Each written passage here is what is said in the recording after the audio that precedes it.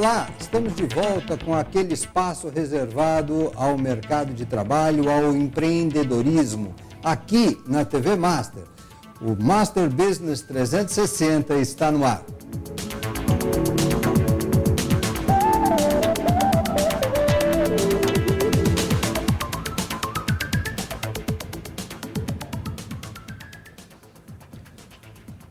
Hoje, aqui nos nossos estúdios, nós estamos recebendo a prestigiosa presença do coordenador executivo do Programa Paraibano de Qualidade.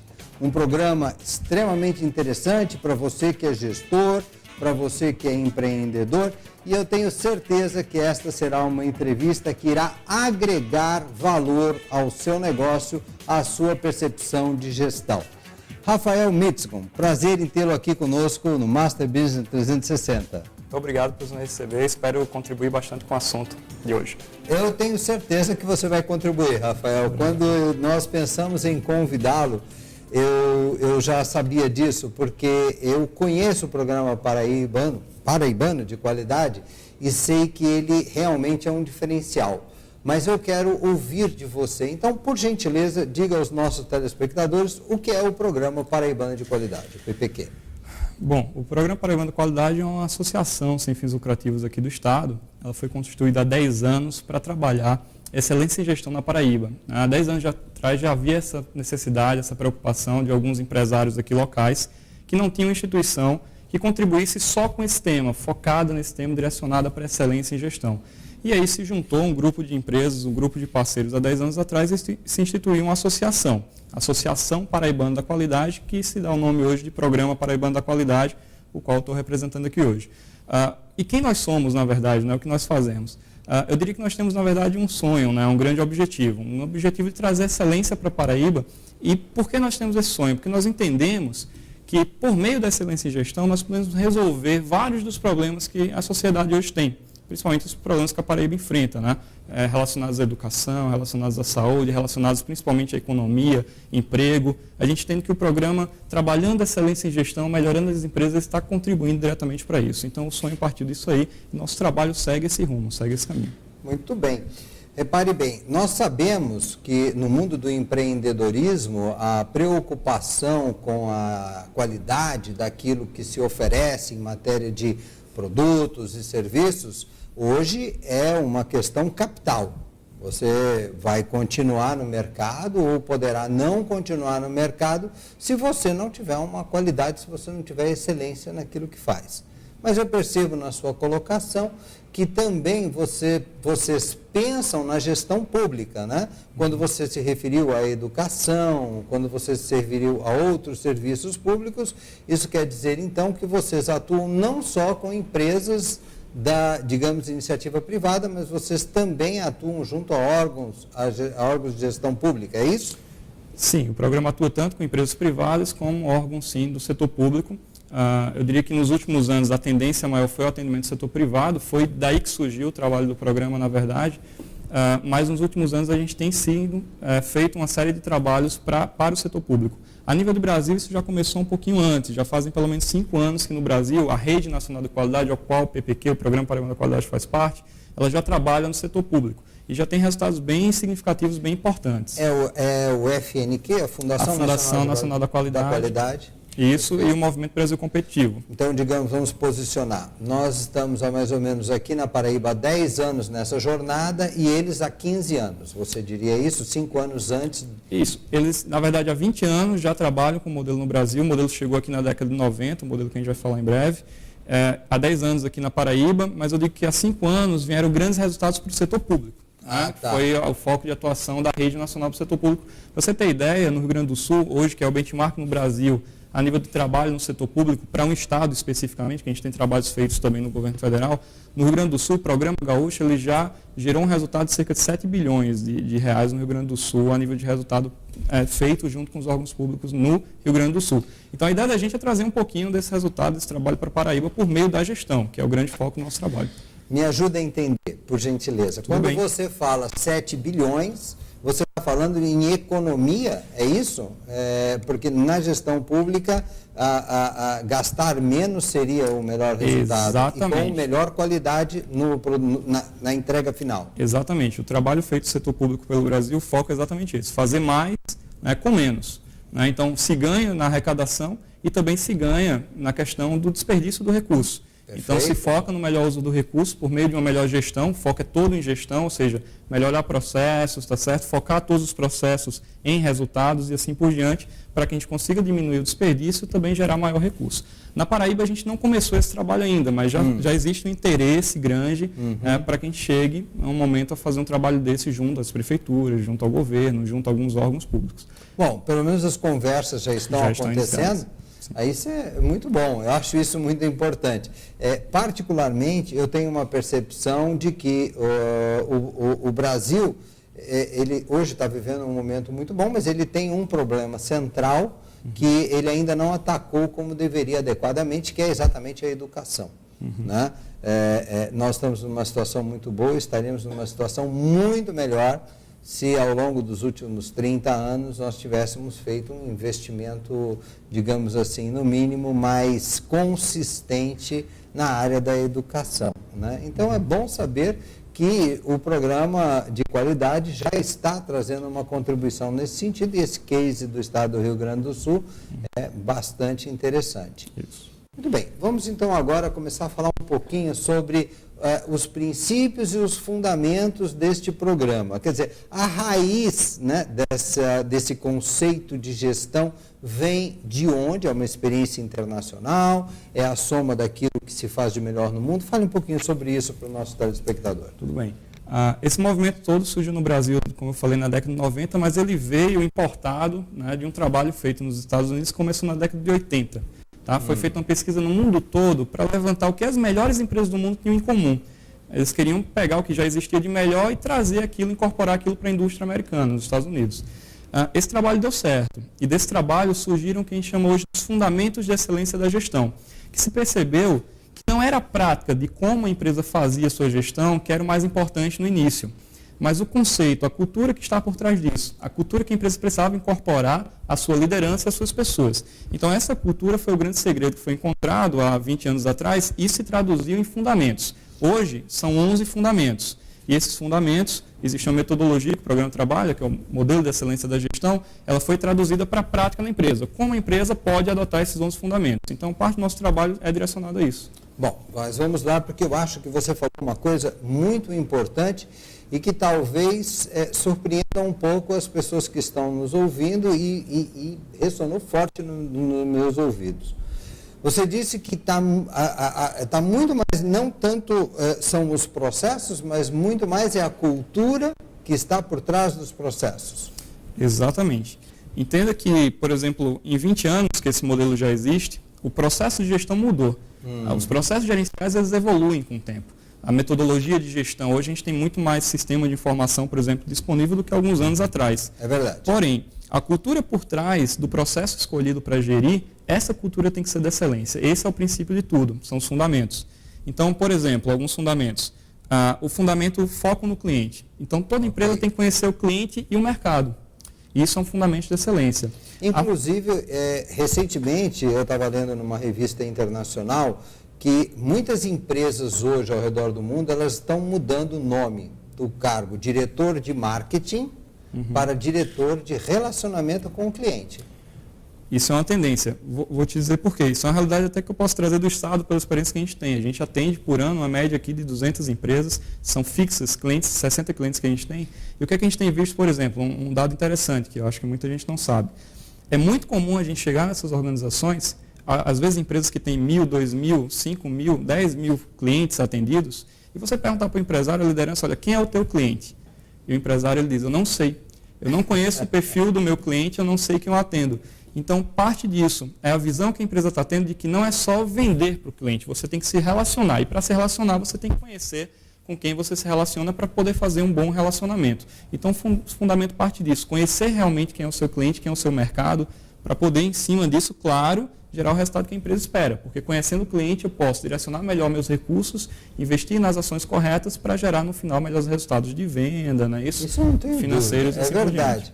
Absolutamente correto. Inclusive, corroborando o que você colocou, eu vivi uma experiência há não muito tempo atrás que eu achei bastante interessante, porque eu fui cliente de um supermercado durante 3 anos seguidos, sistematicamente.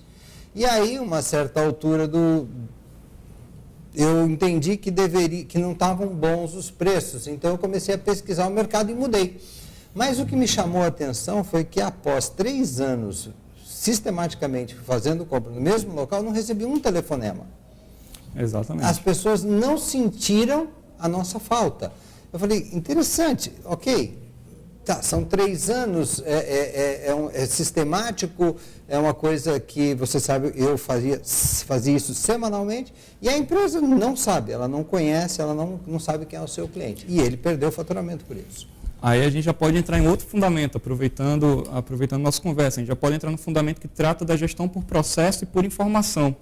Então, além de não conhecer o cliente, às vezes a empresa também tem problemas na gestão de quê? De processo e informação, que nesse caso é o que você trata. Às vezes a empresa não sabe o período, por exemplo, que você é cliente dela e o quão importante seria manter aquele relacionamento por um longo prazo maior. Então, a informação também é um ativo importantíssimo para a empresa, para que ela possa gerenciar melhor o atendimento e gerar melhores resultados. Então, o processo de gestão, na verdade, ele é sistêmico.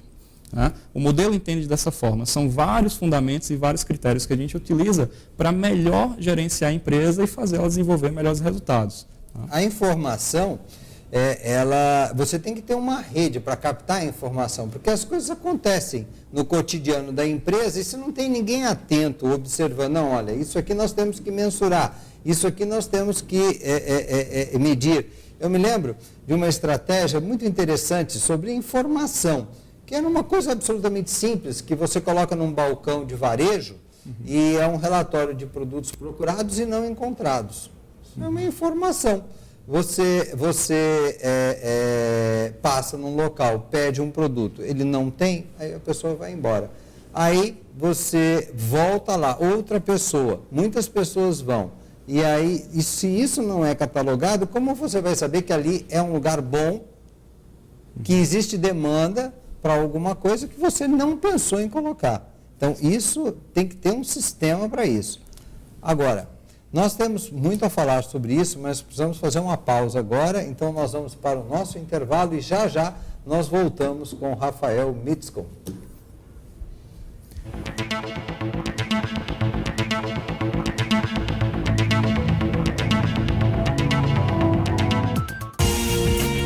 Boutique de Ferramentas. Só podia ser performance.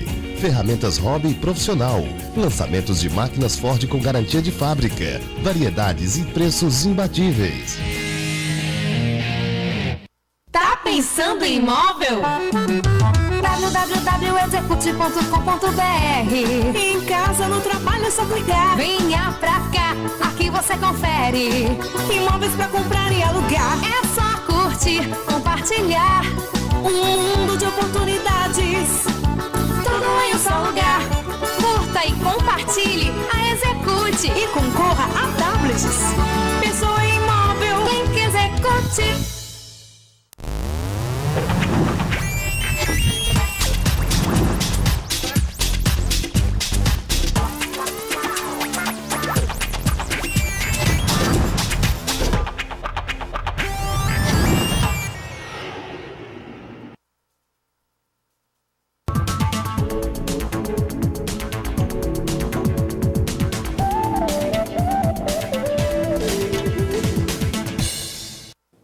Então, estamos aqui desenvolvendo um papo muito agradável com o Rafael Mitskon sobre o programa Paraibano de Qualidade.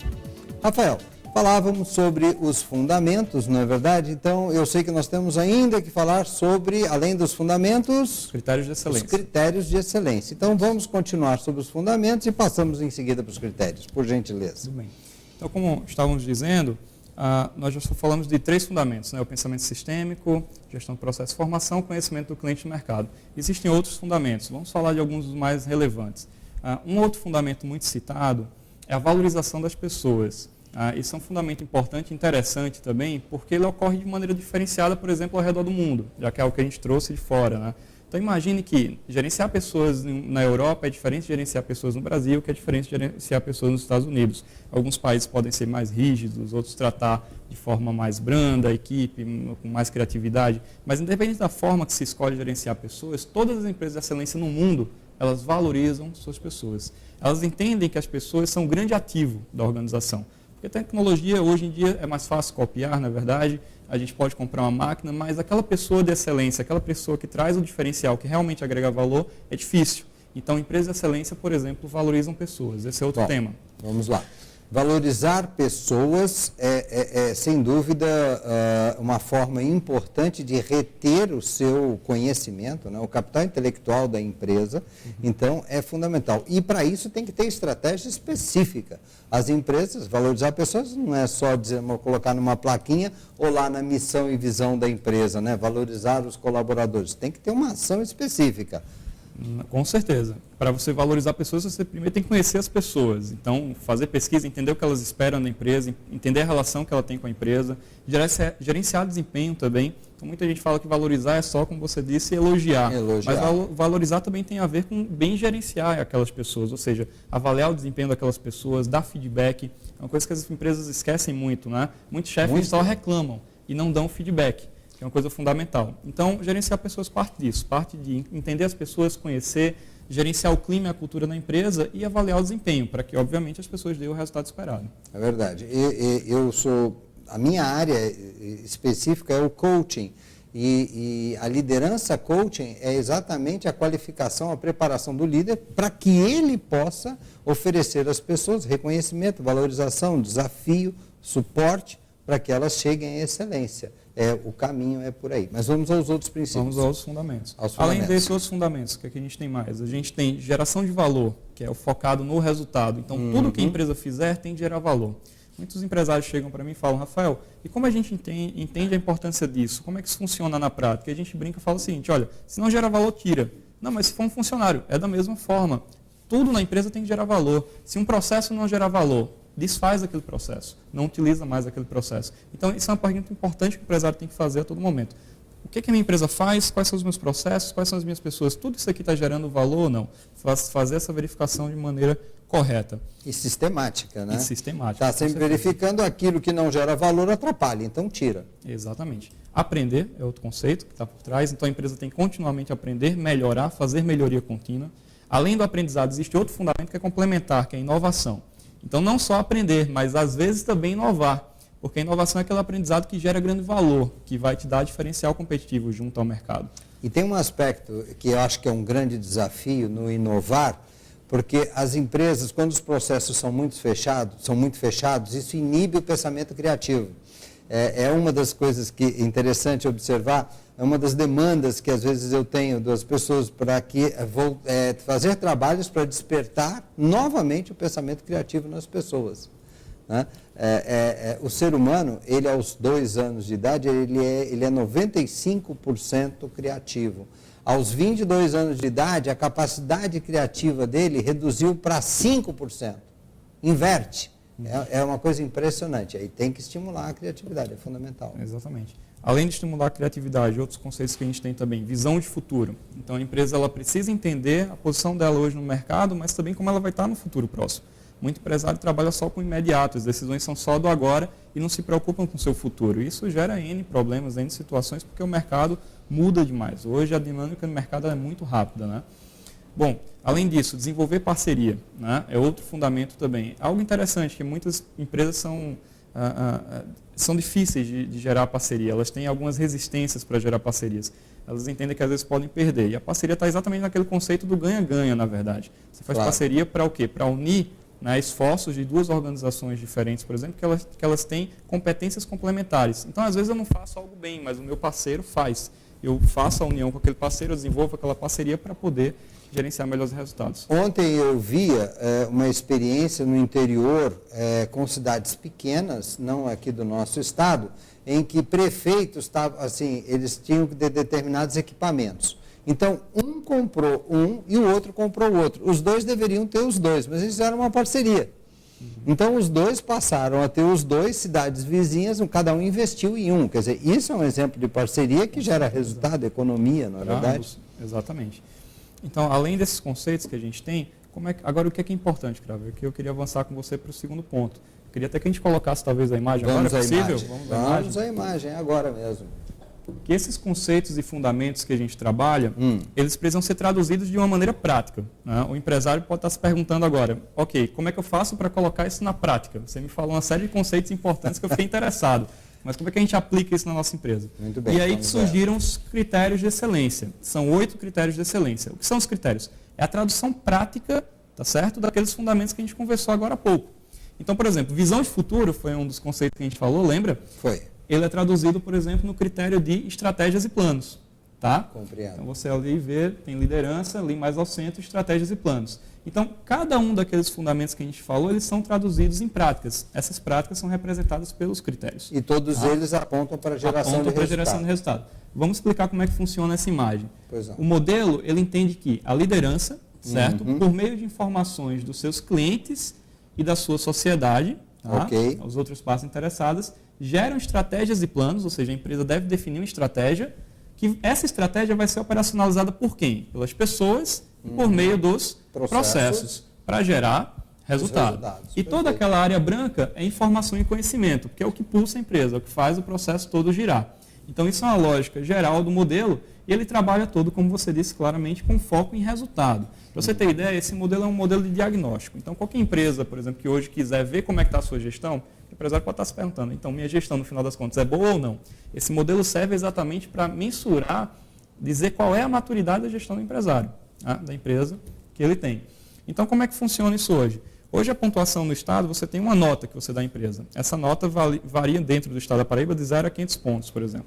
Então, o empresário é como se fosse uma nota de 0 a 10 no colégio, simplificando. Então, de 0 a 500 pontos, ele vai ter uma nota, por exemplo, 300 pontos. Então, quer dizer que ele ainda tem lá 200 pontos para melhorar. Aí vai entrar aquele conceito do aprendizado. Ele precisa investir e trabalhar melhor. Aqueles itens que ele não aderiu, por exemplo, ele pode estar mais fraco no critério de clientes, ele pode ter um resultado pior em clientes, ele pode estar pior nos resultados, ele pode ter uma gestão muito boa, mas ele pode ter resultados ruins. Ou processos também não adequados, não eficientes. Então, às vezes, o empresário sabe, poxa, eu estou com resultados ruins, eu estou tentando fazer o máximo aqui, às vezes ele não tem o conhecimento necessário para saber onde investir, e o modelo ele é um modelo de maturidade mundial. Então, é a melhor referência hoje, eu diria, que existe no Brasil para ele poder avaliar como é que está o nível de gestão dele. Naquele exemplo que eu dei do supermercado, que depois de 3 anos não percebeu que o cliente foi embora, ele tinha muito cliente, mas não tinha processo. Informação e conhecimento. Informação, conhecimento e falta de processo para encontrar a informação e ter ação. Ou seja, ele com certeza podia estar faturando muito mais do que ele fatura. Exatamente. Existem, por exemplo, muitas empresas que planejam muito bem. Existe processo, formulação, planejamento muito bom. Mas reclamam ao final do ano porque dizem, poxa, eu planejei 100 e executei 20. Por que isso acontece? Porque ele não tem, por exemplo, processos, ele não tem pessoas, eles não têm processos de implantação de estratégia que a gente chama. E o modelo identifica isso para ele, indica onde é que está a oportunidade de melhoria para o negócio dele. Tá? Olha só, Rafael, veja bem, nosso tempo é limitado, infelizmente, eu diria que a qualidade do assunto é para muito mais do que apenas o tempo que nós temos aqui, mas eu tenho certeza que nós conseguimos, você conseguiu mexer com as pessoas que estão nos assistindo, elas vão ficar no mínimo muito curiosas com relação a isso que se falou. É muito lógico o processo, é uma coisa que eu vivencio no meu dia a dia, no meu trabalho, na área de coaching, de business coaching fundamentalmente, né? E na área de gestão e qualificação de pessoas, que a gente percebe a necessidade de você trabalhar a cultura. A primeira coisa que você colocou aqui foi a questão da cultura. Quando você citou, em 1980, o americano pesquisando para saber e chegando à conclusão que o primeiro passo era a cultura, só me fez lembrar do cenário do japonês que tem uma cultura milenar, tomando o mercado americano, e o americano tendo, eu preciso aprender alguma coisa porque eu estou perdendo. Preciso ter cultura também, preciso ter excelência na gestão e parte disso, parte da sua cultura. E muita coisa, com certeza, vem aqui dos princípios japoneses, né? Que eles já traziam. A questão da cultura japonesa é muito forte. E isso se manifestou na indústria, mas era uma coisa muito mais antiga, era uma coisa milenar, né? Se você lendo alguma coisa sobre a cultura japonesa, você vê que ela se expressa e ela aparece. Exatamente. Muitos dizem que muitas práticas de gestão de excelência não deram certo em outros países, gestão da qualidade, porque a cultura do país não permitia. Lá funciona porque a cultura é milenar, existe uma história para formar aquilo. Né? Exatamente. Bom, eu vou franquear nossas câmeras para você dar as suas últimas palavras. Gostaria que fossem colocados os telefones do Rafael, por gentileza. E você esteja à vontade, então, Rafael. Bom, então, eu gostaria de deixar a mensagem final que vocês procurem um modelo de excelência para a empresa de vocês, invistam em gestão, invistam em qualidade. Isso vai gerar melhores resultados para a empresa, sem dúvida, de vocês. Isso vai deixar vocês muito mais tranquilos para o futuro, né? Deixar uma mensagem final, tem um empresário amigo meu que ele dizia o seguinte: Rafael, eu tenho uma historinha para te contar do sucesso desse trabalho. Primeira reunião que eu tive com ele, a gente não conseguia falar 2 minutos, porque o celular não parava de tocar. Era reclamação de cliente. Rafael, não dá. E aí, na outra reunião, ele falou: Rafael, percebeu isso alguns meses depois que ele estava implantando já o trabalho. Percebeu? Não, eu não tinha prestado atenção. Ele: presta atenção. Eu não estou escutando nada, não está acontecendo nada. Exatamente isso. Meu celular parou de tocar, meus clientes estão muito mais satisfeitos e agora tudo funciona sem ter que chegar a mim. Excelente. Porque as minhas pessoas conseguem executar por meio do processo de gestão de qualidade. Então, isso é um pouquinho do que a gente vê acontecendo. É isso mesmo, é verdade, é muito bacana. Isso é música para os nossos ouvidos, né? Quando a gente trabalha com uma empresa e ouvir, isso é uma maravilha. Muito bem, Rafael, só um instantinho, nós já voltamos para o nosso encerramento. Ok, então, após esse papo interessante e muito elucidador com relação à questão da busca da qualidade na gestão, nós vamos agora às vagas que estão disponíveis no mercado neste momento. Vamos ao painel. Muito bem. Neste momento, nós dispomos de uma vaga para gerente em loja de moda feminina. Na verdade, são 2 vagas para esse mesmo posto, para esse mesmo cargo. Também dispomos de vaga para gerente para a loja de móveis planejados, gerente administrativo, gerente de vendas para uma empresa na área de consórcio e vendedoras e vendedores para joalherias. Ok? Também no mercado de Campina Grande, nós continuamos com 2 vagas disponíveis. São elas, uma para gerente administrativo na área de saúde e a outra para uma secretária administrativa também na área de saúde. Certo? Muito bem. Então, queria agradecer a sua presença, Rafael, dizer que foi realmente um prazer tê-lo aqui. E vamos combinar uma outra ocasião para você voltar, porque o assunto é extenso. Eu agradeço, vai ser um prazer voltar aqui para conversar mais uma vez com vocês. Muito bem. Agradeço o carinho da sua audiência, as manifestações de apoio que temos recebido por e-mails de vocês, dos nossos telespectadores, e deixamos aqui um abraço para todos, até o nosso próximo encontro. Até lá, tudo de bom.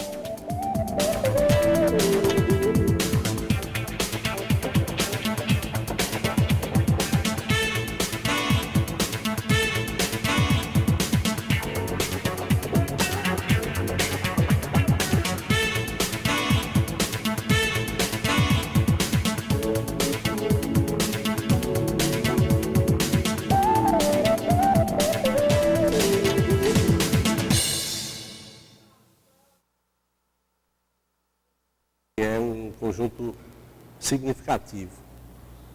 Nós estamos concluindo a Cadepol, aquela parceria público-privada que fizemos com o Shopping Manaíra, né? Nós